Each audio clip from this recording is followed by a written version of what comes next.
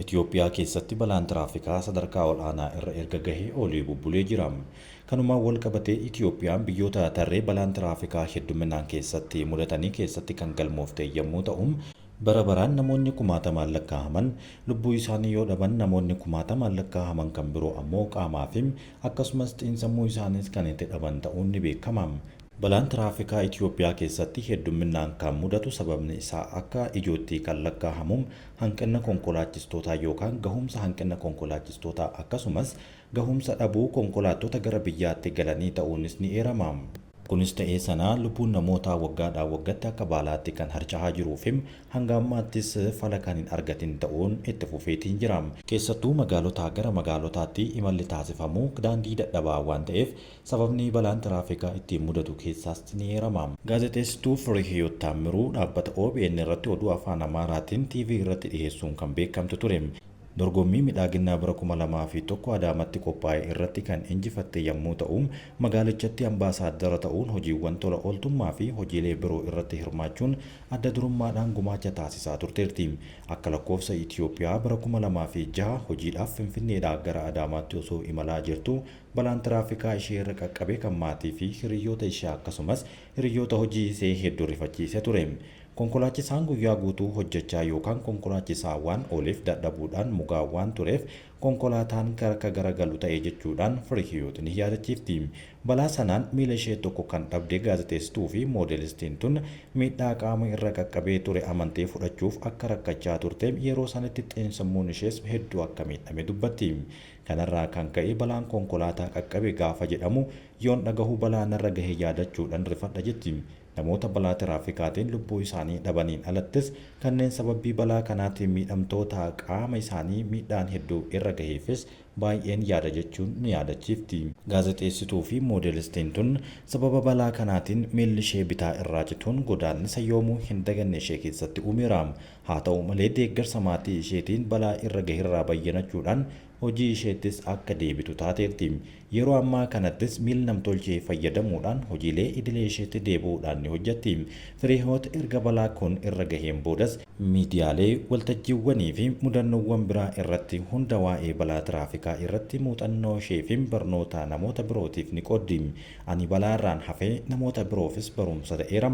Namoonni garuu har'allee balaa kanarraa qaqqabuun bayyanachaa hin jiran jechuun sodaa qabduu fi balaa kanaaf barnoota qabdu ni kenniti. Humnaa ol fe'uun yeroo tiraafikaa argan qofa qabattoo hidhachuu fi gochaawwan dambii tiraafikaa eeguu dhabuu fi kanaan balaan akka hin hir'anne ni taasisa jechuunis ni yaadachiifti. Seenaawwan balaa tiraafikaa gaddisiisan akka Firihiyoot kana fakkeessan maatiiwwan hedduun keessatti mudachuudhaan burjaajiin baay'ee ni hordofsiisa. Rakkoon tiraafikaa yoo mudatu maatii tokko tokko keessa kan seenudha. Kana jechuun namoota konkolaataa san keessa jiran keessaa maatiiwwan garaagaraa keessatti kan argamu yommuu ta'u, namni tokko achi keessaa yoo kan miidhu ta'e maatiin tokko guutuun kan miidhamu ta'a. Balaawwan Finfinnee fi naannawa isheetti magaalota naannoo fi kaanitti sa'aatiiwwan guyyaawwan kanneen torbaaniin qaqqaban ijoollee warra malee warra ammoo isaan malee kan hambisuudha. Dhiheenyuma kana balaa konkolaataa mudateen barsiisota yuunivarsiitii Madda Walaabuu hojiidhaaf gara kaampaasii Shaashamanneetti imalaa turan 20 du'anii kanneen 28 ta'an ammoo miidhamuu yookaan madaa'uun isaa gabaafamee ture. Kunis akka biyyaattis akka maatiittis madaa'uu golee ta'uun himameera. Balaa qaqqabe kanaanis kutaalee barnoota yuunivarsiitichaatti argaman hundi barsiisota dhabuudhaan miidhaan hedduun irra gahee ture. Keessattuu kutaa barnoota saayinsii ispoortiin baay'ee akka miidhames ni dubbatama. Itoophiyaatti giddugaleessaan guyyaatti namoonni 14 balaa tiraafikaatiin lubbuu isaanii yoo dhaban 31 ammoo miidhaa qaamaa cimaadhaaf akka saaxilaman ragaan biiroo nageenya tiraafikaa daandii irraa argame ni agarsiisa. Kanumaan wal qabatee Itoophiyaa keessatti namoota miiliyoona 130 kan jiraatu yommuu ta'u, yeroo ammaa kana guyyatti namoonni 14 balaa tiraafikaatiin yoo lubbuu kan dhaban ta'e waggaatti namoonni meeqa akka dhaban garuu yaaddoo hamaa nama galcha.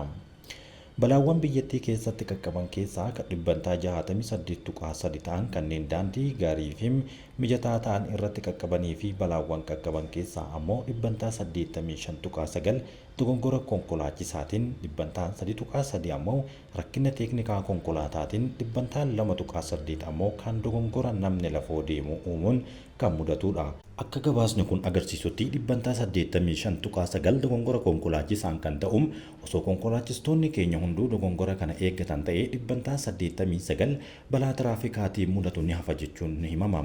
Balaawwan tiraafikaa sababa rakkoo dandeettiitiin wal qabatee mudatan dhibbantaa duwwaa 7 ta'uu qorannoon ministeera geejjibaa daandii ni agarsiisa.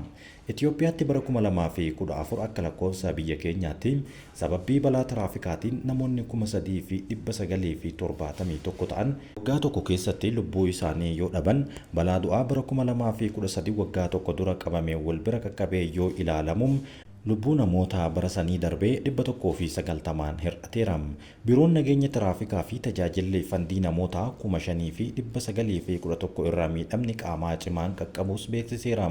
Ragaan Komishinii Poolisii Federaalaa akka agarsiisutti baruma 2013 akka lakkoofsa Itoophiyaa keessatti balaa tiraafikaa 15,000 ol qaqqabu sababii balaa kanaatiin ammoo namoonni 4,161 du'aniiru jechuun gabaasa isaa keessatti eereetiin jira.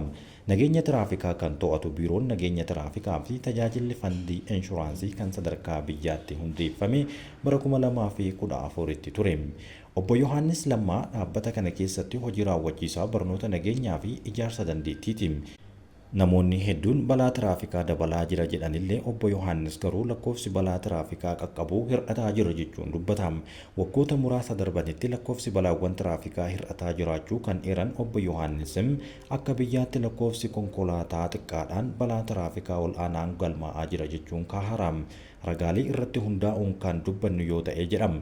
Akka bara 2010 hanga bara 2014tti balaan hanga tokko hir'ataa jiraachuu kan eeruufi garuu haga barbaadamuun hir'achuu hin dandeenye jechuunis kaahaniiru.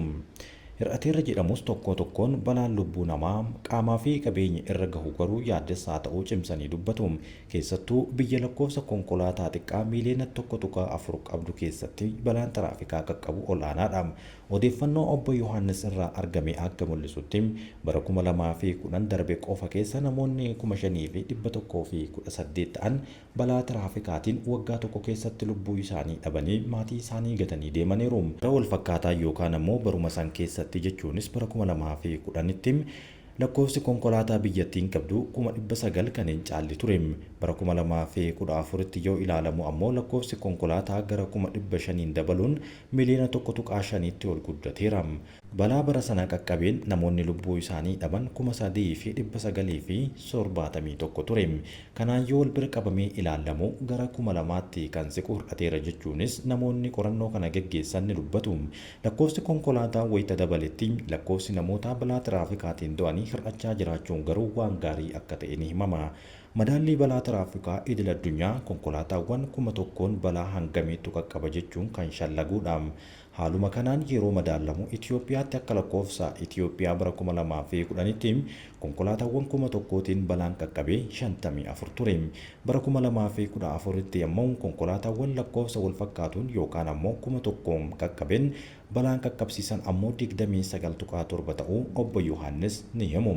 Kun ammoo dhibbantaa walakkaadhaa gadiin kan hir'ate ta'uunis waan gaarii akka ta'ee fi gara fuulduraatti garuu cimee akka hir'atuuf ni hojjenna jechuun ni kaasu. Obbo Yohaannis akka himanitti balaawwan qaqqaban harki caaluu ka'umsi isaa konkolaachistoota kan wal qabatudha. Balaawwan harki caaluu kan mudatan saffisaan konkolaachisuu fi sababii imaltoota lafootiif dursa kennuu dhabuutiin akka ta'e obbo Yohaannis yoo himan rakkoowwan naamusaa konkolaachisaadhaan wal qabatan illee hedduun keessatti argamu. Rakkoon guddaan dandeettii konkolaachisuu osoo hin taane rakkoo naamusaati.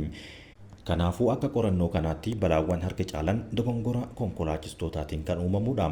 Kun ammoo akka qorannoon kun kaahetti dhibbantaa 85.9 kan hammatudha. Mala badaa konkolaachistoota kanaaf yookaan balaa ka'umsaaf ta'an kanneen akka halkan deemuu, saffilaan konkolaachisuu, dhugaatii alkoolii dhuguun konkolaachisuu, imalaaf dursa kennuu dhabuu yookaan ammoo lafa deemtotaaf dursa kennuu dhabuu, faallaa biraatiin ilaalaa hordofuu akkasumas anatu beekaan hordofuun kan qaqqabsiisudha. Kana malees konkolaachistoonni rakkoolee teeknikaa imala irratti isaan mudatu osoo hin furin konkolaachisuun balaa kanaaf akka isaan saaxilu ni himama. Itoophiyaa keessa bakkeewwan irra deddeebiidhaan balaan tiraafikaa itti mudatu hedduun kan jiranii fi naannolee hunda keessatti iddoowwan balaa tiraafikaa irra deddeebiidhaan qabaman iddoowwan adda baafamanis ni jiru jechuun qorannoon kun ni kaahama. Iddoowwan balaan itti hammaatu kanneen karaa imala dheeraa, karaa halkanii fi saffisaan kan deemamudha.